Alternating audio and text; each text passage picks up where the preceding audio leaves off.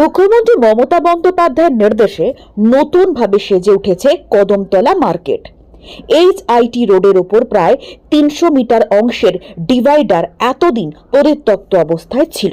সেখানেই এবার সংস্কারের পর তৈরি হবে ৩২০টি নতুন স্টল। কদমতলা বাজার এলাকায় রাস্তার ধারে পসরা সাজিয়ে বসা ১৬০ জনকে স্টল দেওয়া হবে সেখানে। বৃহস্পতিবার সেই কাজ খতিয়ে দেখতে আসেন জেলা শাসক, পুলিশ কমিশনার ও হাওড়া পুরসভার কমিশনার। জেলা প্রশাসন সূত্রে জানা গিয়েছে, ২০২৪ সালের লোকসভা নির্বাচনের প্রচারে পদযাত্রা করার সময় কদমতলায় রাস্তার দুপাশে বাজার বসে থাকতে দেখেন মুখ্যমন্ত্রী।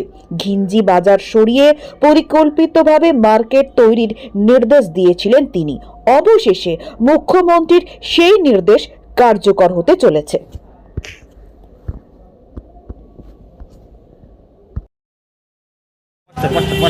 যখন আমাদের র্যালি করেছিলেন ওই নির্বাচনের সময় লোকসভার, তখন এই রাস্তাগুলো দেখেছে, দোকানগুলো সব বাইরে ফুটপাতে রয়েছে।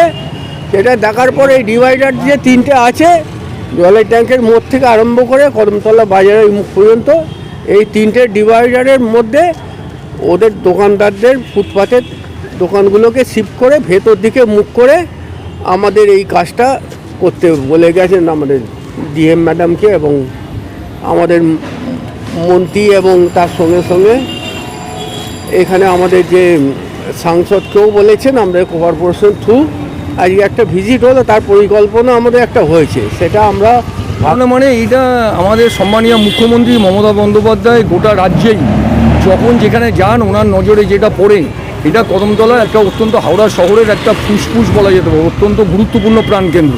সেখানে মানুষ যাতে আরও স্মুথলি যাতায়াত করতে পারে সেই উদ্দেশ্যে যারা রাস্তার উপরে বসে যে সমস্ত আমাদের দোকানদার ভাইয়েরা দীর্ঘদিন থেকে এখানে ব্যবসা করছেন, তাদেরকেই এই বুলেভার্ড ধরে তাদেরকে নতুন করে স্টল করে দেওয়া হবে এবং এইখানেই তারা করবেন যাতে রাস্তাটা পুরো ফ্রি থাকে, জনসাধারণ এবং সাধারণ মানুষ একদম যাতে আরও স্মুথ হয়। প্রচণ্ড পরিমাণে প্রবলেম হয় মানুষের বাজার রাস্তায় বসে।